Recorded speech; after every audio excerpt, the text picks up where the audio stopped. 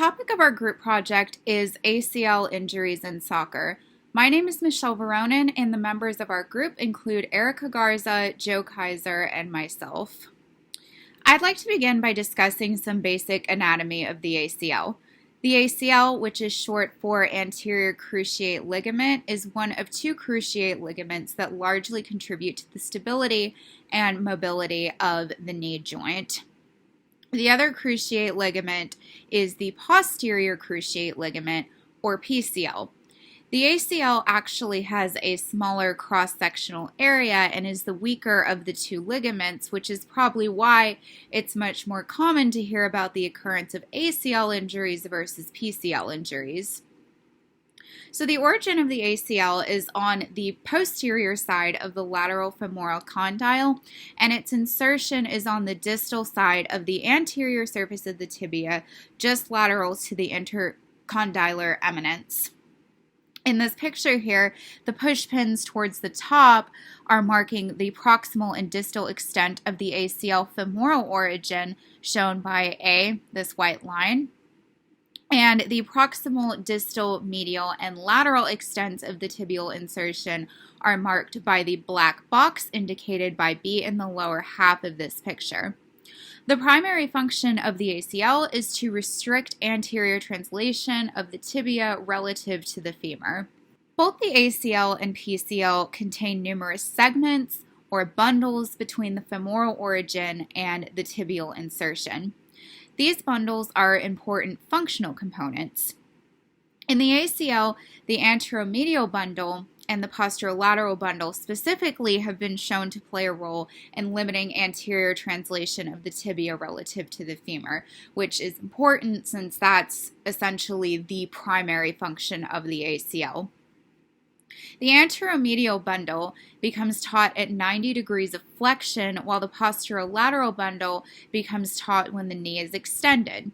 As shown in this picture, these two bundles are arranged parallel to one another when the knee is in extension, while they cross each other when the knee is flexed at 90 degrees, and that's shown in 90 degrees of flexion here on the right, and it is an extension on the left side of the image.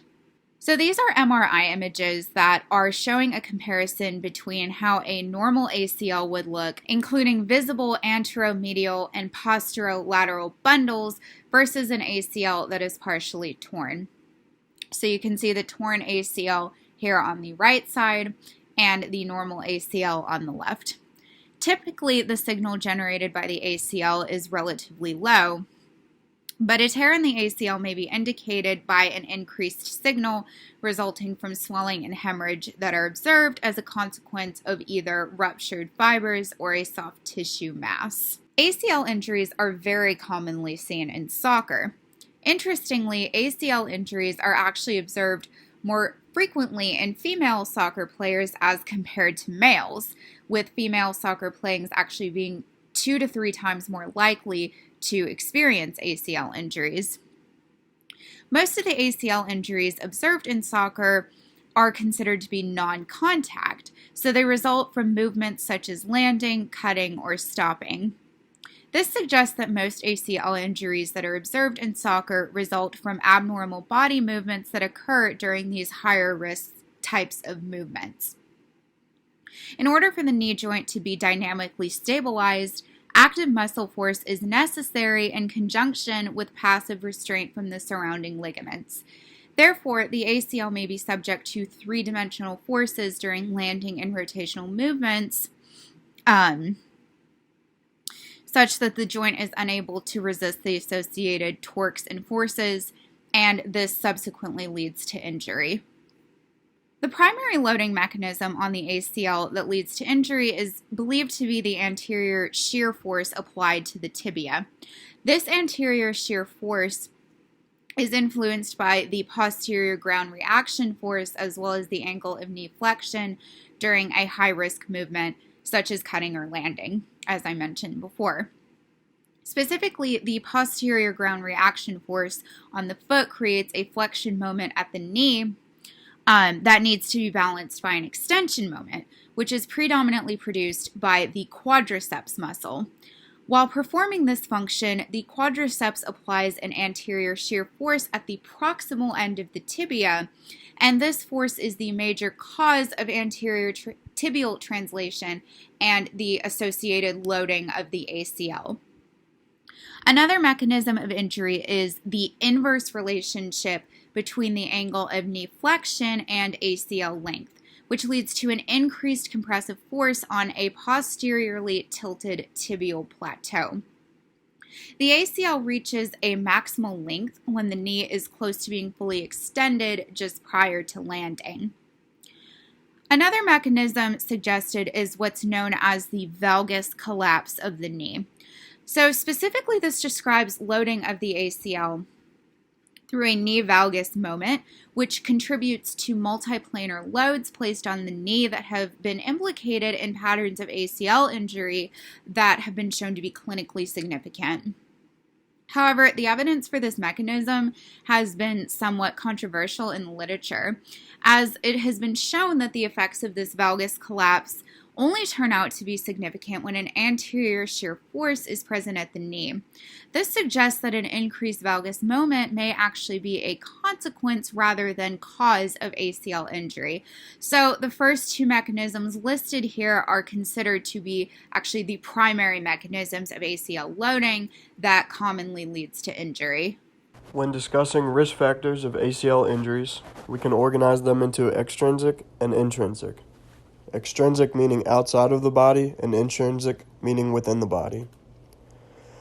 Extrinsic risk factors include weather, playing surface, footwear, and level of competition.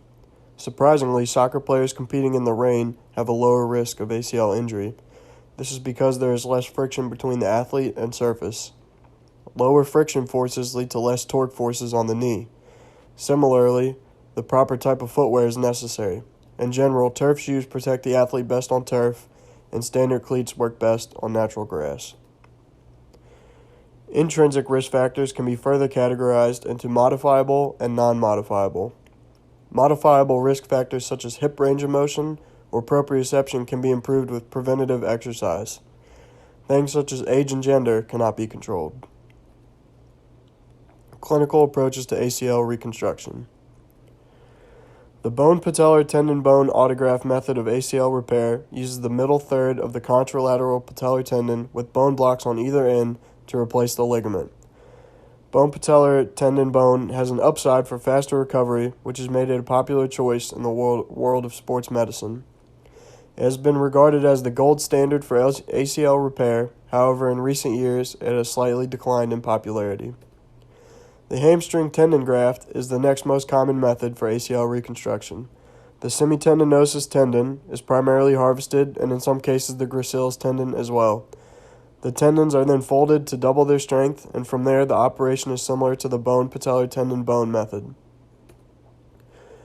Allograft ACL reconstructions are tissue used from another person. Synthetic ACLs, in a similar way, are not from the injured person's body.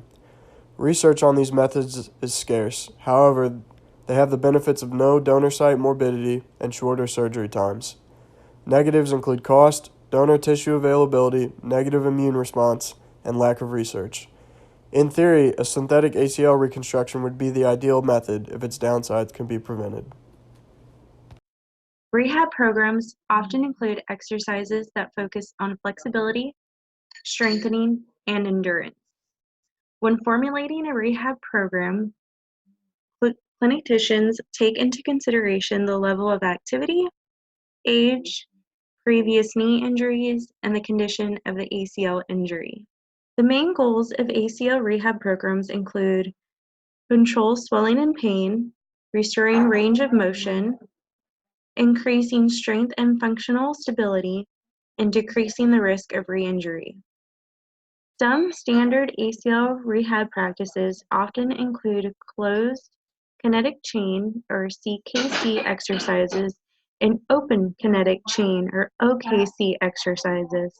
Closed kinetic chain exercises are classified as those movements in which the foot is in contact with a solid surface, which can be seen in this image. When the foot is in connection with the supporting surface, that surface becomes the opposing reaction force, which is distributed to the lower extremity joints, which then engages the lower extremity muscles. So the primary focus is to display functional movements and reduce the incident or re-injury while increasing the compressive forces and the contraction of the hamstring. So here are a few examples of common CKC exercises for ACL injuries, including lunges, cycling, leg presses, and squats. Open kinetic chain exercises are classified as those movements in which the foot is not in contact with a supporting surface, and the distal limb is able to move freely. Without a solid surface like the ground, the resistive load is distributed to the tibia and is transmitted straight towards the knee, which is displayed on the attached image. Despite CKC rehab exercises, during OKC movements, the knee never experiences those compressive forces. So the primary focus of these exercises is to isolate and strengthen the muscles around the knee, especially the quadriceps and hamstrings, and promote functional movements and recovery. So here are a few examples of common OKC exercises. These include kicking and leg extension movements. So moving forward, we'll be able to take a look at potential long-term outcomes and limitations. One of the major long-term outcomes include chronic ACL deficiency, or also known as an unstable knee. And that can further develop into osteoarthritis, which occurs when the protective cartilage that cushions the ends of your bones wears down. So chronic ACL deficiency is long-lasting and recurrent. It can develop after an ACL injury is either poorly treated or it is left untreated. The most common long-term limitations caused by an unstable knee joint include pain, a popping sensation, the inability to strengthen the knee, and a locking or clicking when moving or bending the knee. Osteoarthritis is characterized by articular cartilage loss in synovial joints, most commonly caused by osteophyte formation, bone change, and inflammation of the synovial membrane. Studies show that ACL injuries have a higher risk of developing into osteoarthritis, and that both the initial ACL injury and the secondary injuries associated with the knee's instability both contribute to the osteoarthritis formation in the ACL deficient knee. So thus demonstrating that ACL injuries can pose long-term limitation on the knee's joint's normal kinematics by causing future injuries, long-term degenerative changes, and chronic instability.